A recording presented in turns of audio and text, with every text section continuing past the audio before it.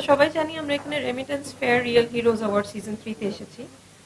তো এই অনুষ্ঠানটা যেটা হয় আমরা সচরাচর আমরা প্রত্যেকে দেশের বাইরে যাই নিজের দেশকে রিপ্রেজেন্ট করতে, কিন্তু আজ দেশের মানুষের জন্য এখানে এসেছি রেমিটেন্স যোদ্ধা যাদের কারণে আসলেই আমরা দেশে শান্তিতে ঘুমাচ্ছি। তারা বছরের পর বছর নিজের আত্মীয় স্বজন সকলকে ছেড়ে ঈদ পূজা পার্বণ সবকিছুতে একাই এখানে থাকেন। তো তাদের পরিবারের একজন সদস্য হয়ে আমরা সবাই এখানে এসেছি তাদেরকে উৎসাহ জাগাতে, যাতে তারা মনে না করে যে তারা একা। আমরা প্রত্যেকেই তাদের সাথে আছি, ছুটে এসেছি। শুধুমাত্র এই অনুষ্ঠানটা যারা অর্গানাইজ করেছেন তাদেরকেও আমি সাধুবাদ জানাই, কারণ এত বড় একটা অনুষ্ঠান শুধুমাত্র রেমিটেন্স যোদ্ধাদের জন্য উৎসর্গ করে করা এটাও অনেক বড় একটা ব্যাপার।